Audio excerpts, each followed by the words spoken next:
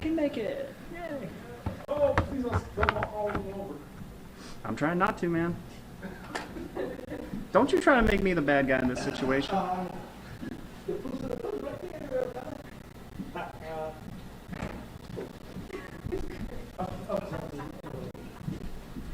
How you doing? Good. Myself.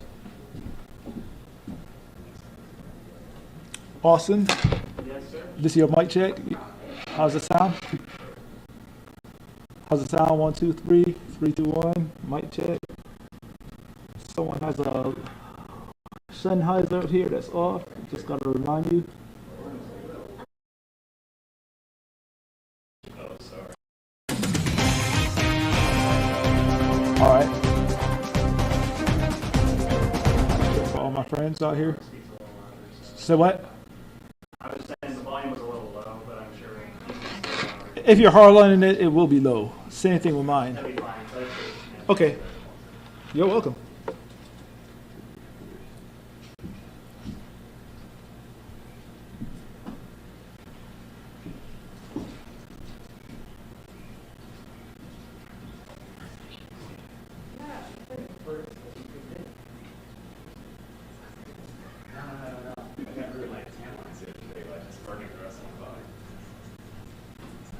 Hello, sir.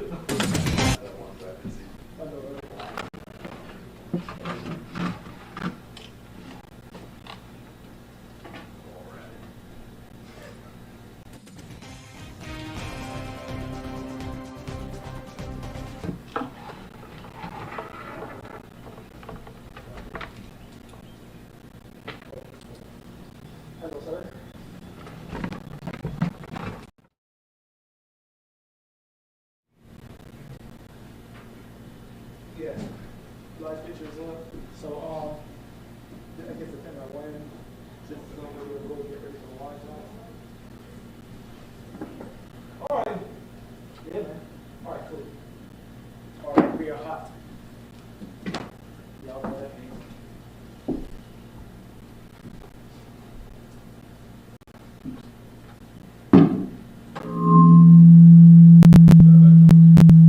That's not good.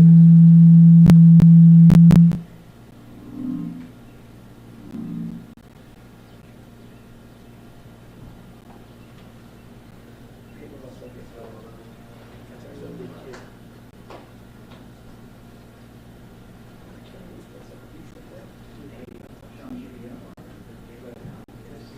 It's a simple.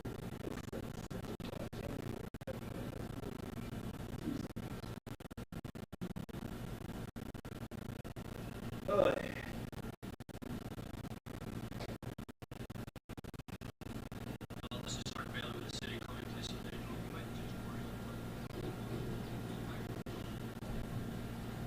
see where we might be.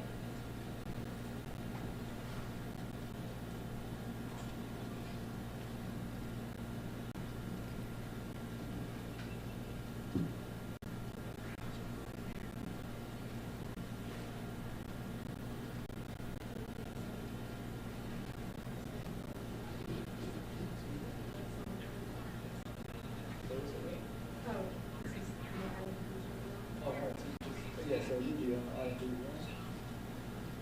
Oh, I have to do something, I guess.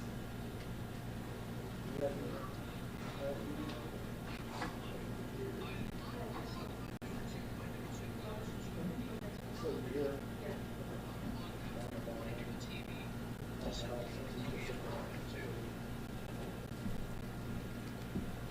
Test, test.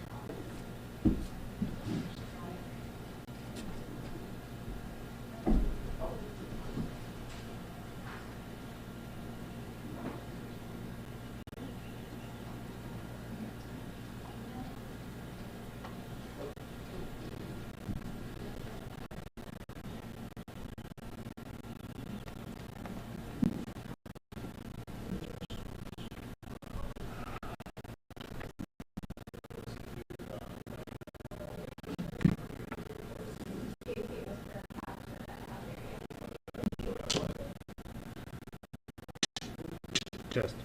Nope.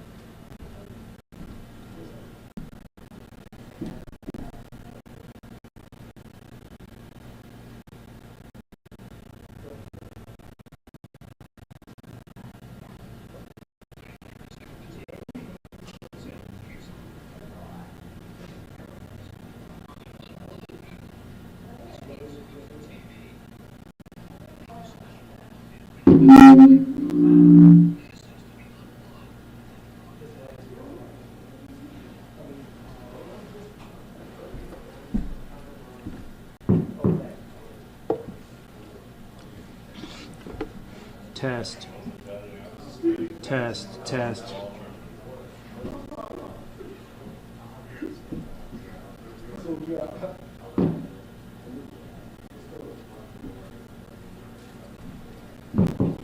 Test, test, test, test.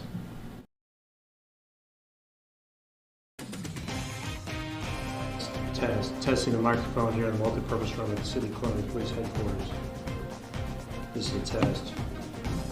Chief Holbrook is about my height. Test. Test, test, test. Testing. Anybody hear any feedback? Need it deep, lower or higher? lower or higher?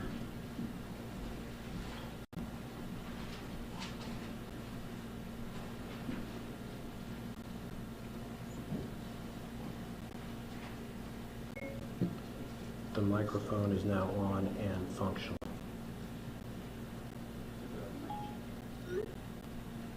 Test, test, test, test.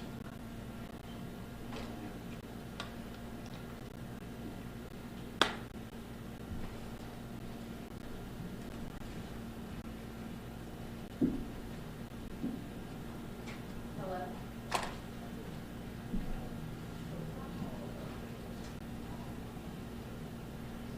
I'll show 3 photos during the presentation. We'll show them again when it's done. As Okay. He said let's show you the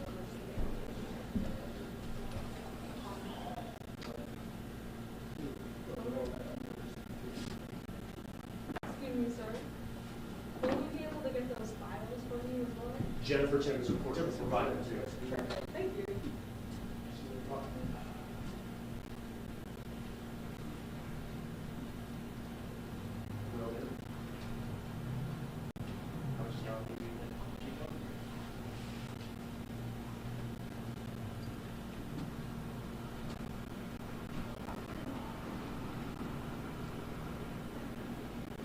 If anyone needs to use the restroom, right down the hallway. Also, we have an ice machine.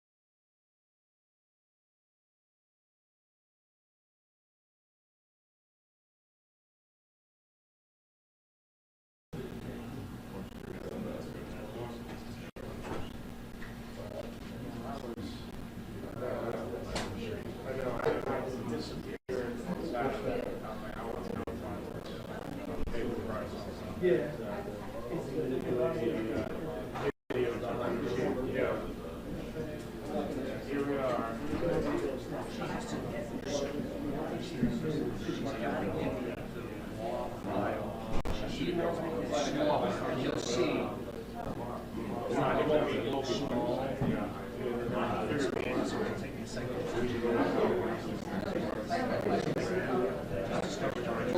One drive.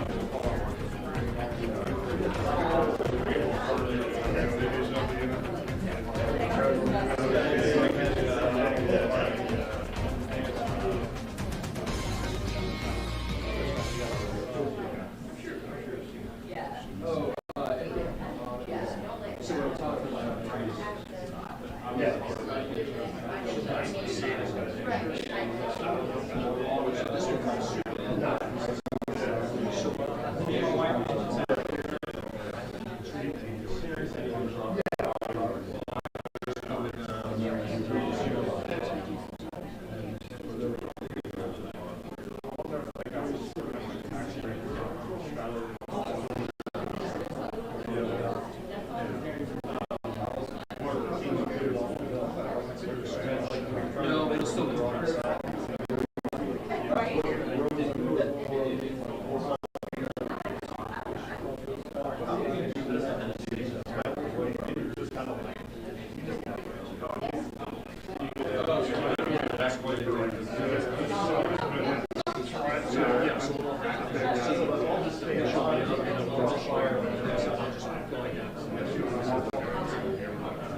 And this won't show on that screen.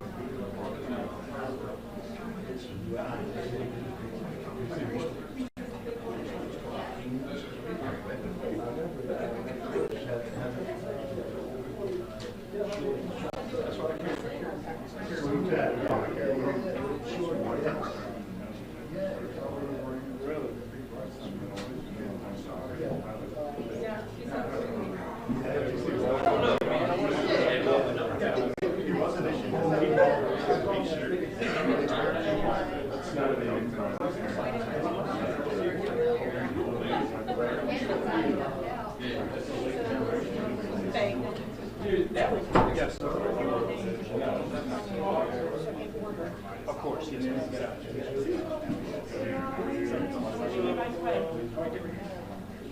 And, Are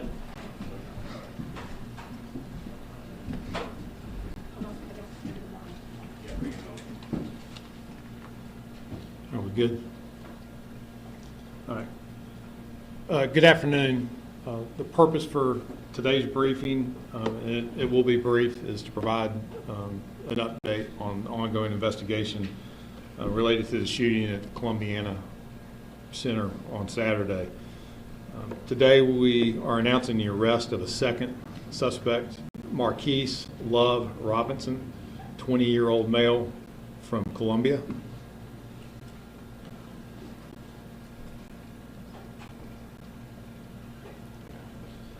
He's charged with 9 counts of assault and battery of a high and aggravated nature, attempted murder, unlawful carry of a handgun. He's housed in the Lexington County Detention Center. A bond hearing is scheduled for tomorrow morning at 8:30 a.m.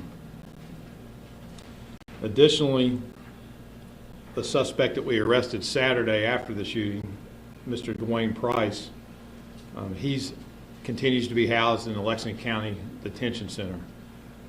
We will be adding 9 additional charges of aggravated assault and battery of a high and aggravated nature, as well as attempted murder, to his current charge of unlawful carry. We've also obtained arrest warrants for our third suspect. That is Amari Sincere Jamal Smith. He has a nickname of Mari. He's a 21-year-old male from Columbia. He's wanted for 9 counts of assault and battery of a high and aggravated nature, attempted murder, and unlawful carry of a pistol. We're asking for the public's assistance in locating Mr. Smith. If anyone sees him or knows his whereabouts, we're asking him to call 911 or call our tip line that was set up for this incident at 803-545-3525. And he absolutely should be considered armed and dangerous. We also have an update on our victims. We have a 15th victim that reported to law enforcement yesterday during some interviews. We learned that this victim was injured while standing beside someone that was hit by gunfire. So that brings our total number of victims to 15. That was a non-life-threatening injury, obviously. We still have 9 confirmed gunshot victims, 1 that remains in ICU, and a total of 6 victims that suffered other injuries related to the incident. The motive for the shooting hasn't changed since what I briefly mentioned to. There was some type of ongoing dispute between the people that we've identified as suspects so far. We have seized 2 handguns that we believe were used in the shooting. We've collected ballistic evidence from the scene. That will be processed at the state law enforcement lab.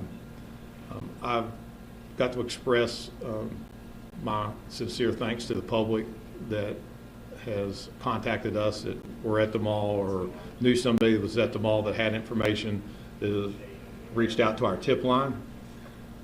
I would also express my appreciation to 11th Circuit Solicitor Rick Hubbard and his staff, who we have been in constant consultation with since this started. And lastly, I want to acknowledge the outstanding work of all of our investigators in the Criminal Investigations Bureau. They haven't stopped since Saturday. They've worked around the clock and have just done a tremendous job on that. So we still have a lot of work to do. We still are asking the public to call if they have information.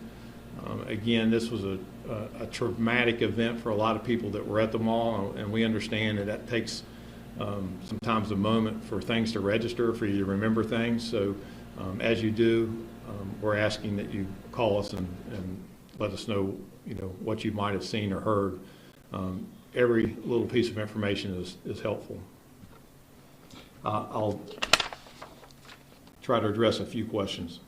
Do we have any new information in terms of the relationship between Mr. Price, Sincere Jamal, and Mr. Robinson?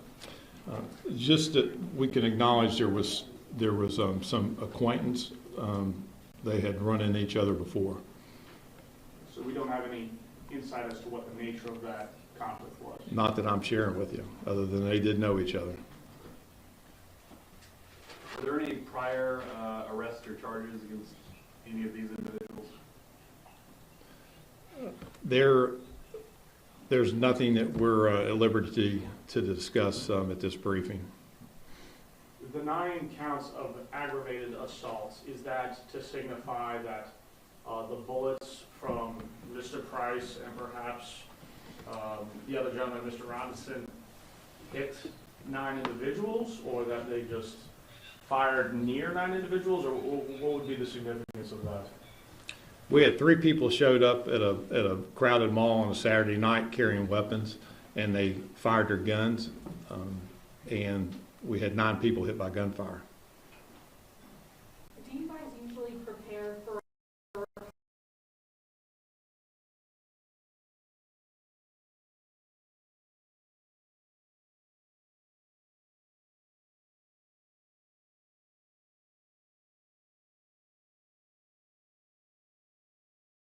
A tragic event that we mentioned Saturday that unfortunately we have to prepare for, but there was no information that would give us concern that anything was planned to happen. We do believe that this was just a happened circumstance that occurred with these individuals, but because of an ongoing dispute and the fact that they all were armed, emotions took over, and you had firearms that were introduced into a dispute, and gunfire was exchanged, and innocent people got injured in the crossfire. Yes, sir. And I know too, you and Sheriff Lott have been talking about gun violence in the community quite a bit lately. Is there any message that you would like to send to the public in that regard? I mean, something's got to change. We need our legislators to legislate.